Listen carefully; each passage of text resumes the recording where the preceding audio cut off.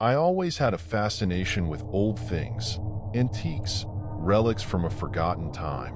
So, when I stumbled upon the portrait of Rose in an antique shop nestled in a quiet corner of the city, I couldn't resist the urge to bring it home.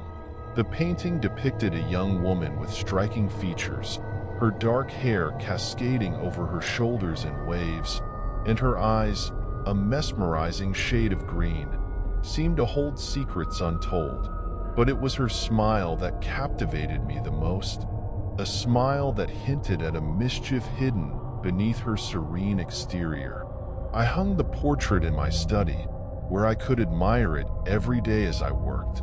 At first, everything seemed normal, but soon, strange things began to happen.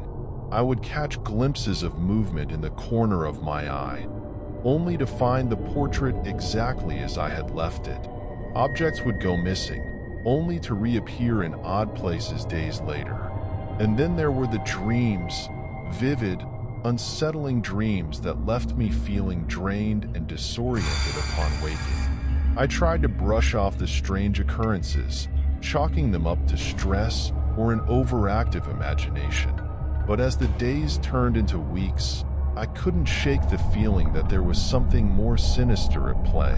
One night, as I sat in my study poring over documents, I heard a soft rustling coming from the direction of the portrait. I turned to look, expecting to see nothing out of the ordinary, but instead, I found myself face to face with Rose herself. Her eyes bore into mine with an intensity that sent shivers down my spine, and her lips curved into a wicked smile. Without a word, she reached out of the frame and beckoned me closer, her voice echoing in the silence of the room. "Come with me," she whispered, her voice like honey and venom all at once.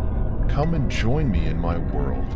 I should have been terrified, should have run as far away as possible. But there was something about her gaze, something irresistible that drew me in despite my fear. I reached out a trembling hand and took hers, and in an instant, the world around me dissolved into darkness. When I opened my eyes again, I found myself standing in a vast, desolate landscape, with nothing but twisted trees and swirling mist as far as the eye could see. Rose stood beside me, her form flickering in and out of focus like a ghost.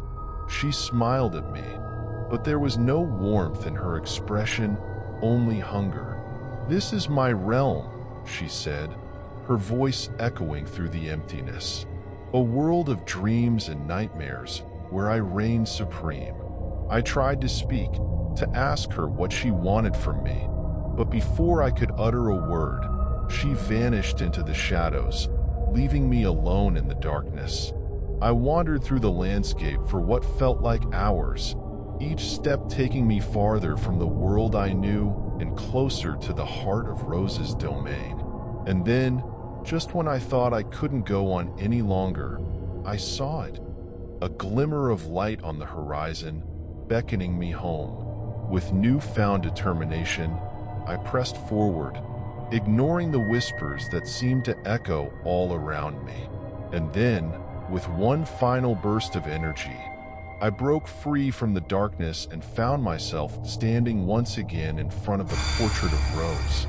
I stumbled backward, gasping for breath as reality came crashing back around me. The portrait hung on the wall, unchanged and yet somehow different, as if it held a power beyond my understanding. I knew then that I could never truly escape Rose's grasp, that she would forever be a part of my life, lurking in the shadows of my dreams. But as I looked into her eyes, I also knew that I would never stop fighting, that as long as I remained vigilant, I would never let her claim me completely.